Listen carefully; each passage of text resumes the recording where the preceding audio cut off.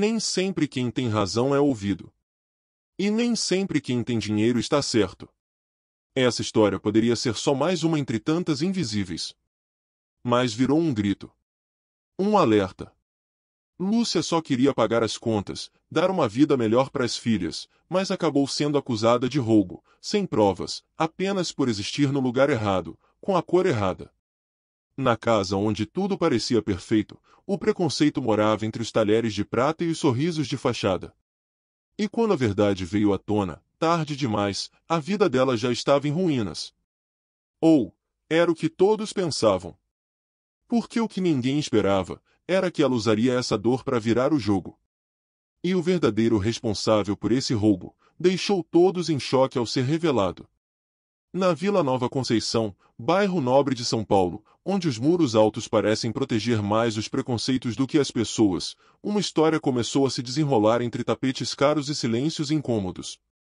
Foi ali, entre cafés importados e corredores de mármore, que Lúcia, uma mulher negra de 39 anos, vinda do interior da Bahia, viu sua vida virar de cabeça para baixo. Mãe solo de 2 filhas, ela carregava no peito a esperança de um recomeço. Já tinha passado por muita coisa, abandono do marido, contas acumuladas, promessas que não se cumpriram. Mas sempre dizia, não tem dívida que apague a dignidade de uma mulher honesta. Lúcia chegou em São Paulo há 7 meses, depois que sua mãe, sua base e maior conselheira, faleceu. Com a pequena herança de uma dor e o sonho de dar estudo às filhas, ela pegou o pouco que tinha e veio tentar a sorte. Era uma mulher simples, mas firme. Tinha os olhos cansados de quem já chorou calada, mas a postura ereta de quem ainda acredita que o amanhã pode ser melhor. Nunca se vitimizava, apesar de ter muitos motivos para isso. Sempre dizia que a vida é dura, mas que a esperança tem que ser mais teimosa que a tristeza. Ela tinha conseguido um cantinho para morar numa comunidade próxima do Morumbi. Pequeno, mas limpo, organizado, com cheirinho de lavanda que ela mesma fazia em casa com casca de laranja e álcool. As meninas estudavam numa escola pública do bairro e sonhavam em ser médica e professora. Toda noite, Lúcia contava histórias, mesmo cansada. Sonhava com o dia em que poderia comprar um notebook para as filhas estudarem. Por enquanto, usavam um velho celular emprestado da vizinha para fazer os trabalhos da escola. Antes de conseguir um emprego na casa da família Valverde, Lúcia fazia faxinas por aplicativo. Corria de um canto para outro da cidade, enfrentava o preconceito velado de quem olhava com desconfiança sua pele e sua origem.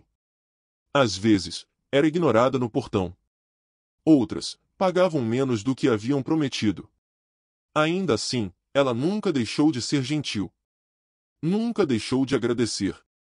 E mais do que isso, nunca deixou de sonhar. Sonhar em sair do aluguel. Em pagar as dívidas do antigo crediário. Em ver as filhas formadas. Foi uma amiga da igreja que falou sobre a vaga fixa como empregada doméstica.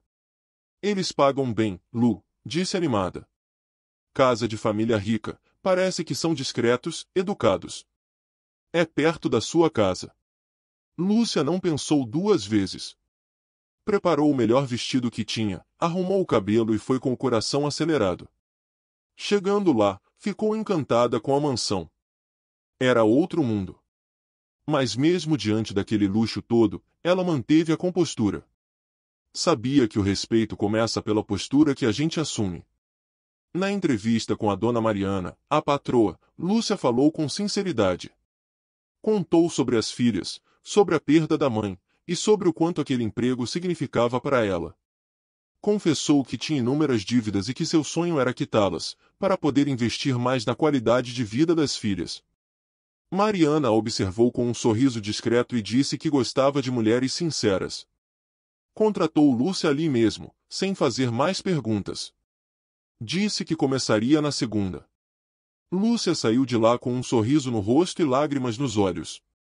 No caminho de volta para casa, Lúcia olhou para o céu nublado de São Paulo e pensou que, talvez, sua sorte estivesse mudando. Chegando em casa, abraçou as filhas forte. Mamãe conseguiu, disse, com voz embargada. Era o começo de um novo capítulo. E como todo começo, cheio de promessas. Mas o que ela ainda não sabia, é que aquele cenário de riqueza e aparente estabilidade escondia algo muito mais perigoso do que o desemprego, o preconceito disfarçado de gentileza. Porque há lugares onde o racismo não grita, ele sussurra. Onde o preconceito não é direto, é educado. Onde a exclusão vem com tapinhas nas costas e palavras doces, mas cheias de veneno. E era exatamente nesse tipo de ambiente que Lúcia estava prestes a mergulhar. Naquela segunda-feira, Lúcia acordou antes do sol.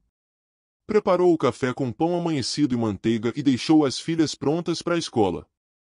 Vestiu a mesma roupa da entrevista, bem passada, e prendeu os cabelos com um coque simples. Chegou no condomínio pontualmente às 7 da manhã, onde foi recebida por um segurança educado, mais distante. Quando os portões se abriram, ela teve a impressão de estar entrando num mundo paralelo, onde a grama é sempre verde e os sorrisos sempre contidos. A casa da família Valverde era imensa, com colunas brancas e janelas que pareciam espelhos. Lúcia ficou encantada com os detalhes. A escada de mármore, a cozinha com ilha central, a despensa organizada por categorias. Ela foi recepcionada por Dona Mariana, que mostrava simpatia e eficiência. Explicou sua rotina com precisão, como quem administra uma empresa. Aqui gostamos de tudo no lugar, disse sorrindo. Lúcia respondeu com um sim, senhora, quase automático, mas carregado de gratidão. Naquele primeiro dia, Lúcia limpou o andar térreo inteiro. Aspirou os tapetes, lustrando cada canto, organizou a sala de estar como se fosse sua. Separou o lixo reciclável, esfregou o banheiro de visitas, preparou café fresco para a família, mesmo sem pedirem. Ao final da tarde, Dona Mariana comentou que ela era caprichosa, o que fez Lúcia voltar para casa com o coração em festa. Era o tipo de reconhecimento que ela não ouvia há tempos. Pequeno para quem dá, enorme para quem precisa. No dia seguinte, ela levou um pano de prato bordado à mão e deixou na cozinha como presente. Tinha sido feito por sua mãe, anos antes, e guardava com carinho. Para dar sorte, disse. Mariana agradeceu com um aceno vago, mas Lúcia não se importou. Sentia que estava construindo algo. Que aquele emprego era o alicerce de uma nova fase. E, por alguns dias, tudo parecia realmente caminhar bem. O salário era justo, os horários respeitados, e as promessas pareciam se cumprir. Ela começou a organizar a casa com método.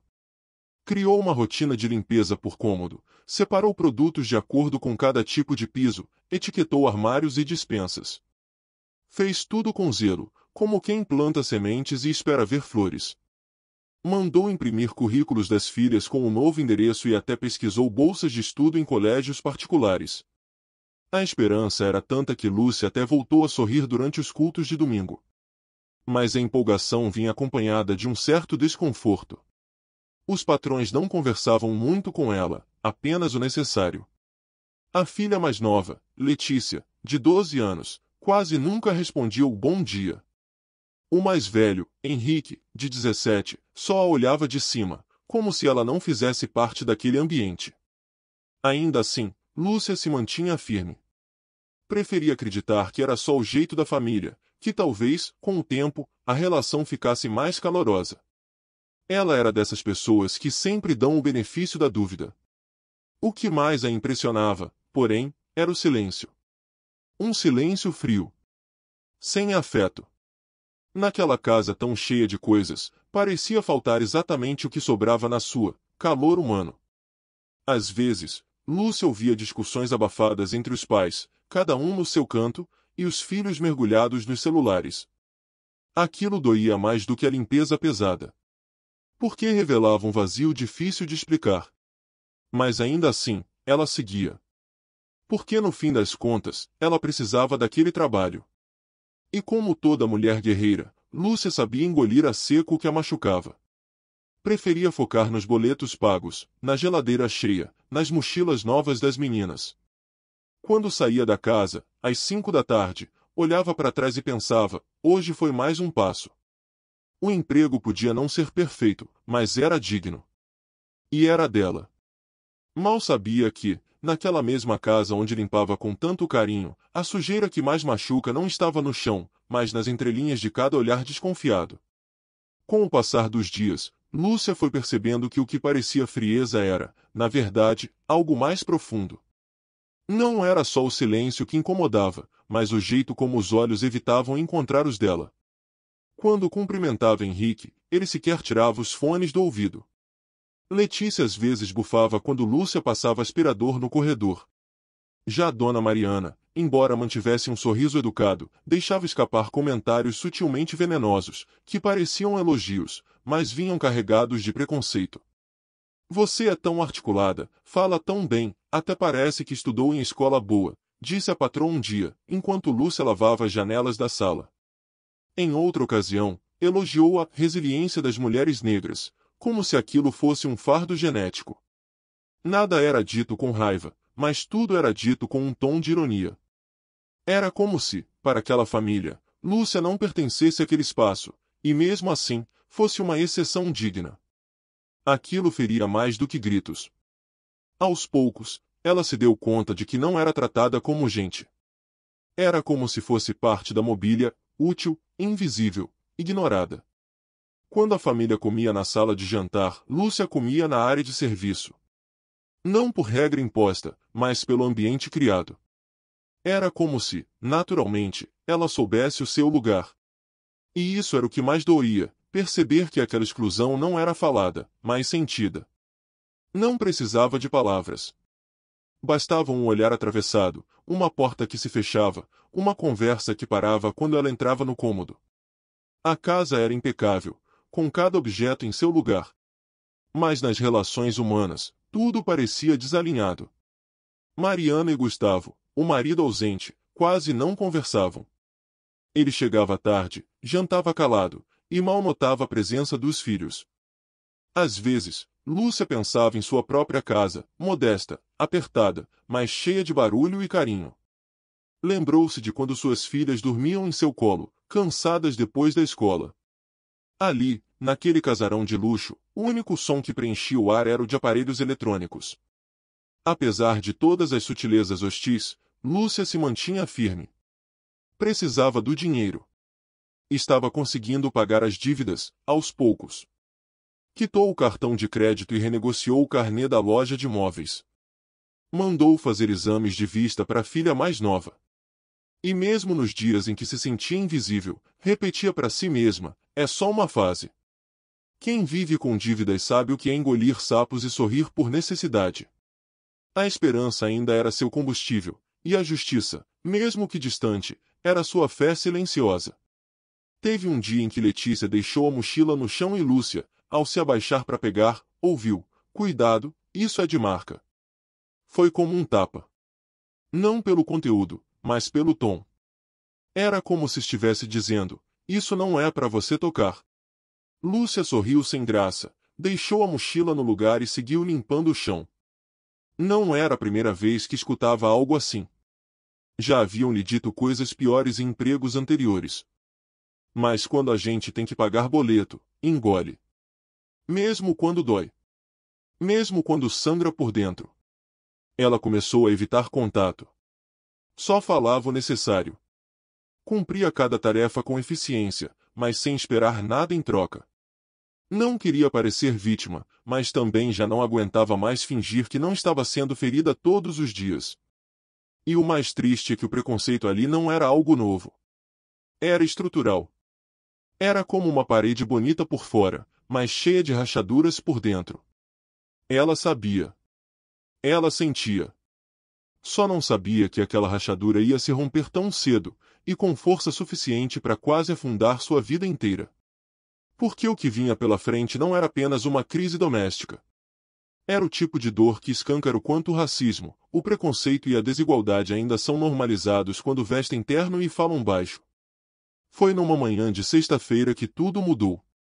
Mariana desceu as escadas apressada, revirando gavetas, abrindo caixas, ligando pro marido no trabalho. O colar de esmeraldas que ganhará no aniversário de casamento havia desaparecido. Não era apenas caro, era simbólico. Um presente que representava status, história, aparência de estabilidade. Lúcia assistia à movimentação com olhos atentos e coração apertado. Sabia que algo grave estava acontecendo, e que, inevitavelmente, aquilo poderia acabar em cima dela. A tensão se instalou como uma nuvem pesada. Mariana andava pela casa falando alto, dizendo que nunca tinha sumido nada ali dentro. Gustavo ligou da empresa e pediu para ela resolver isso sem escândalo. Os filhos, em silêncio, apenas observavam. Henrique, o mais velho, ficou visivelmente nervoso, mas se manteve distante. Lúcia, que acabava de limpar os banheiros, sentiu os olhares pesarem sobre si. Era como se, de repente, seu nome estivesse tatuado na suspeita, mesmo sem ninguém ter dito nada, ainda. Nenhuma gaveta arrombada, nenhum sinal de furto. Apenas a ausência do colar. E o fato de ele ter desaparecido exatamente algumas semanas depois da chegada de Lúcia foi o suficiente para construir uma narrativa cruel. Você era a única nova aqui, disse Mariana, com um tom firme e olhar acusatório. Lúcia tentou explicar que jamais pegaria algo que não fosse seu. Que nem sabia da existência daquele colar. Mas o julgamento já tinha sido feito. Mariana começou a revirar armários. Pediu para ver a bolsa de Lúcia. Ela permitiu, sem hesitar. Mostrou tudo: carteira, marmita, celular, até o caderninho de dívidas onde anotava cada conta paga. Não tem nada aqui, disse, tentando manter a dignidade. Mas no olhar da patroa, o que ela via era apenas desprezo.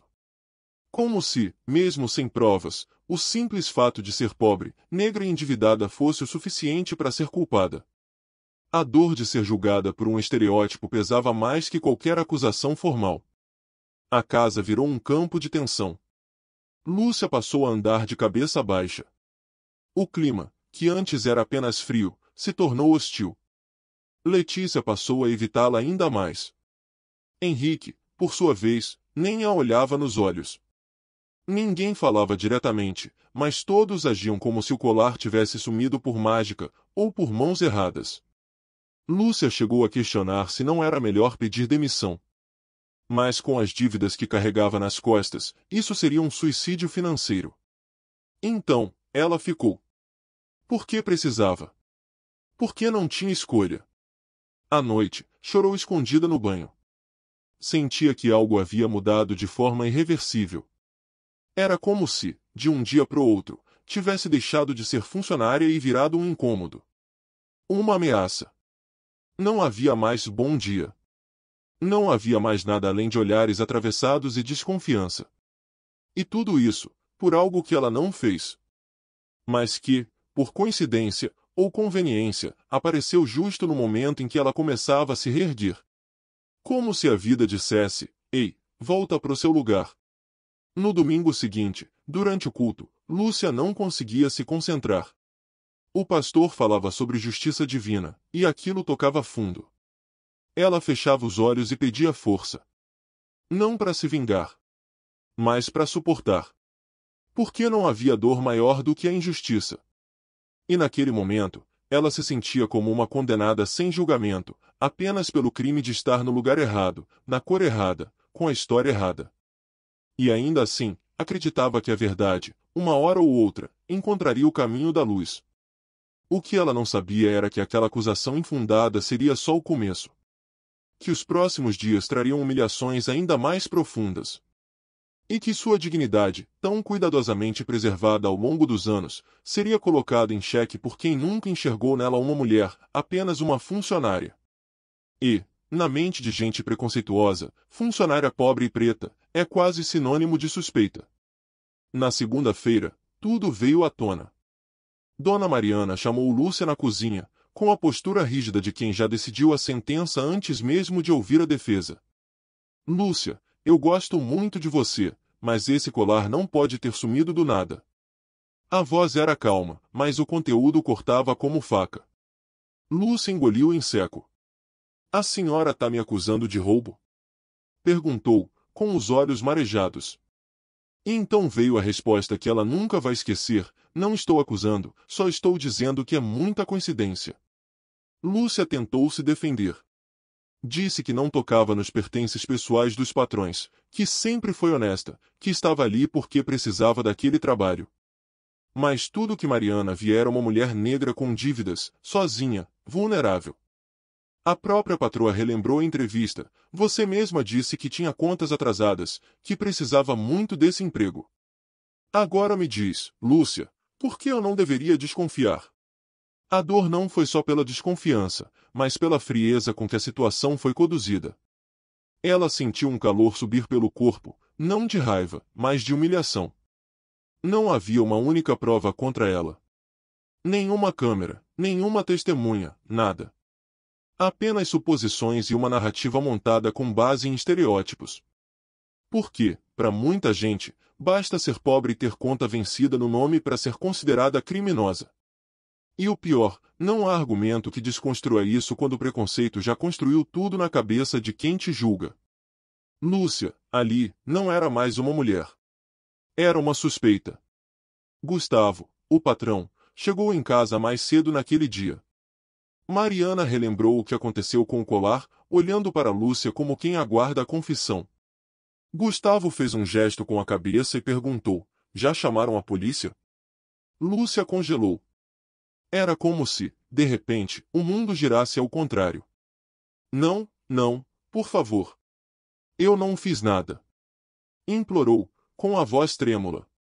Mas eles não queriam verdade. Queriam culpados. E a verdade é que, muitas vezes, a justiça não é cega, ela apenas fecha os olhos para certos perfis. Pouco depois, o interfone tocou. Eram os seguranças do condomínio, informando que a polícia havia sido autorizada a entrar.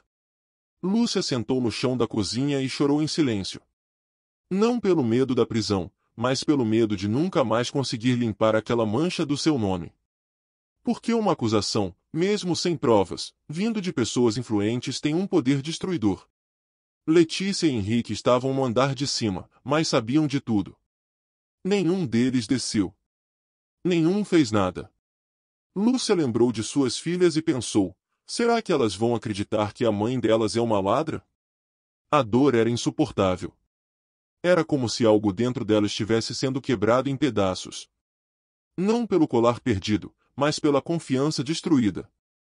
E nesse momento, ela entendeu algo que muitos fingem não ver, que o racismo não precisa gritar, ele basta insinuar.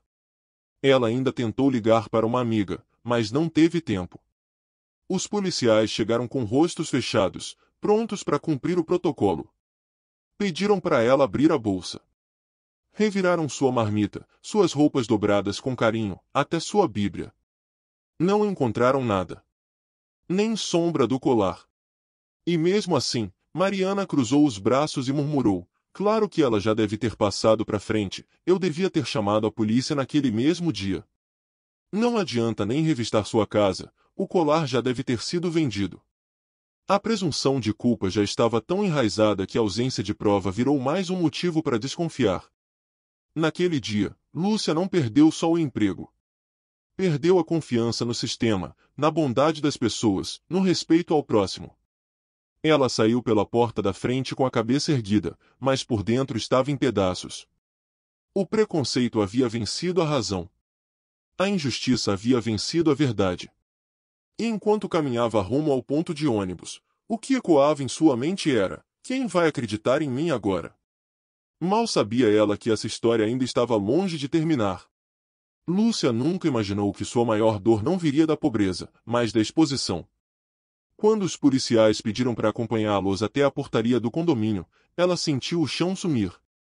Os vizinhos observavam de suas varandas, cochichando, com olhos cheios de julgamento e desprezo.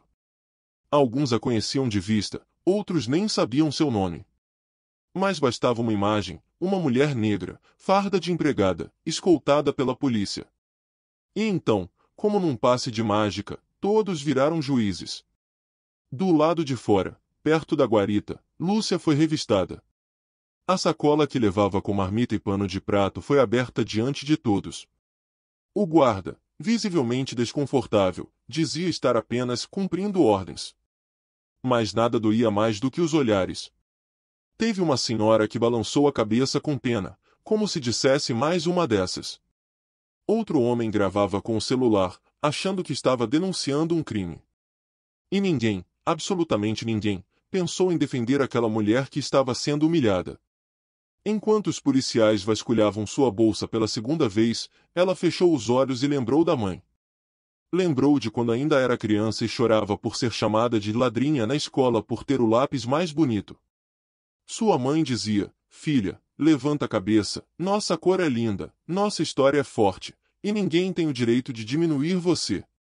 Mas ali, naquele condomínio de luxo, sua cor virou sentença. A pobreza virou prova. E a dívida virou motivo.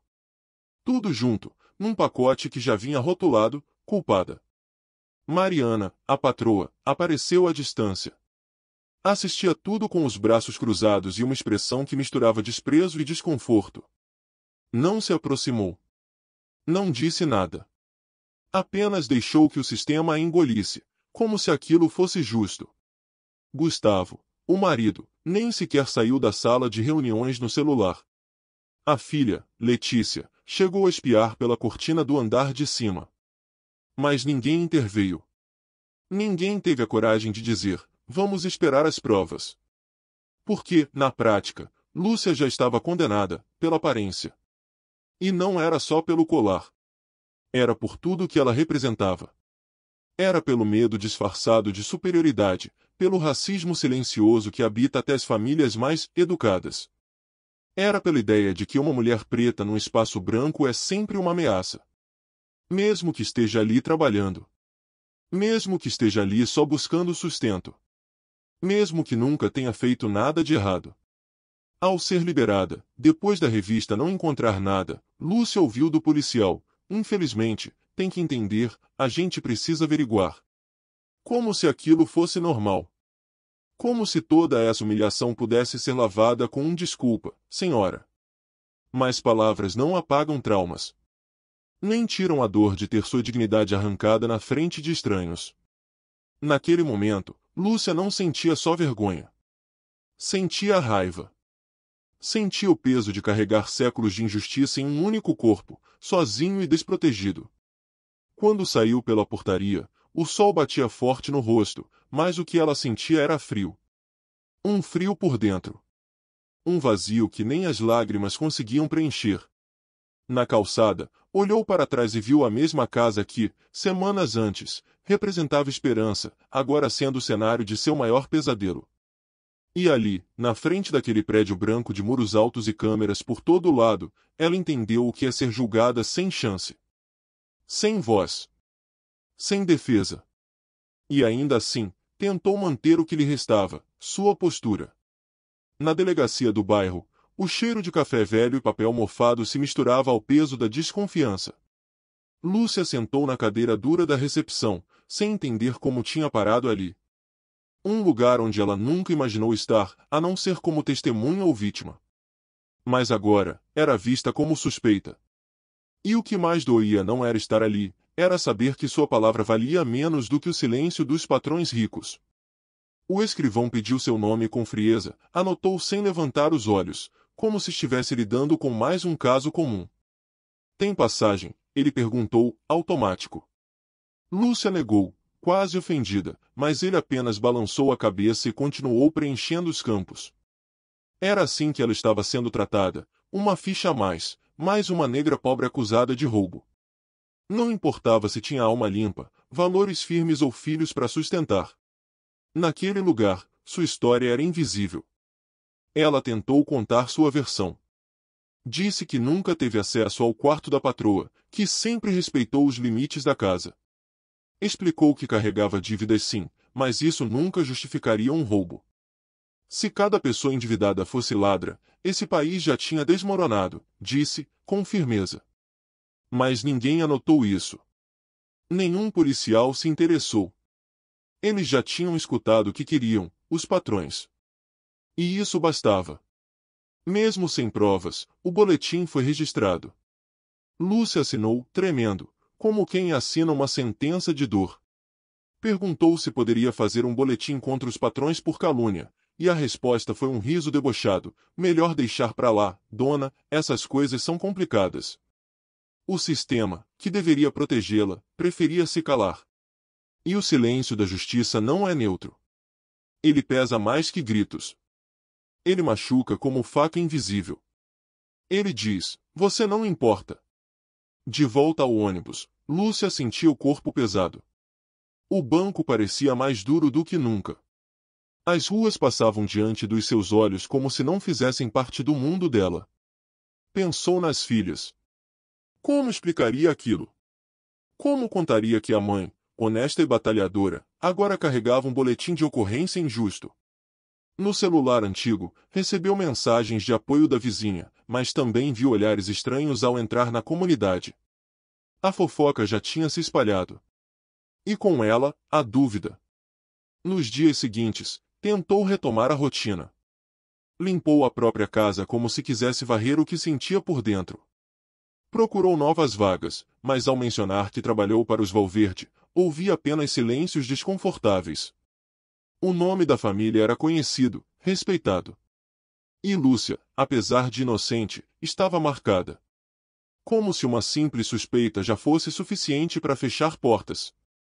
Chegou a procurar advogados, mas todos pediam valores que ela não podia pagar. Uns sugeriram esperar. Outros disseram que seria uma briga longa, e que, no fim, não daria em nada. Lúcia não queria vingança, queria justiça. Queria que alguém dissesse: você foi vítima. Mas ninguém disse. Porque o sistema não foi feito para ela. Foi feito para proteger quem tem sobrenome conhecido e amigos influentes. Mas em algum lugar dentro dela, a chama da esperança ainda resistia. A mesma chama que já a havia sustentado em noites sem janta, em madrugadas de faxina, em caminhadas longas com as filhas na chuva. Ela não sabia como, nem quando, mas sentia que a verdade precisava vir à tona. Que algo dentro daquela história ainda não estava encerrado. Porque por mais que o sistema fingisse não ver, a verdade tem o estranho hábito de aparecer quando menos se espera. Alguns dias depois da demissão de Lúcia, o assunto do colar parecia ter sido enterrado. Mariana já não tocava mais no tema. O silêncio pairava sobre a casa como poeira que ninguém quer remover. Até que, numa tarde de quarta-feira, ela recebeu a visita de sua amiga Clara, que conhecia desde a época em que os filhos frequentavam o mesmo maternal. Sentaram-se na varanda, tomando chá importado, entre risos e memórias, até que um comentário inocente mudou tudo. Seu filho Henrique é um cavalheiro mesmo, viu? Disse Clara, com um sorriso leve. Minha filha adorou o colar que ele deu de presente. Aquele com pedrinhas verdes, sabe? Uma delicadeza rara. Mariana congelou. O coração acelerou e as palavras de Clara ecoaram na sua mente como um tiro. Pedrinhas verdes? Colar? Aquilo não podia ser coincidência.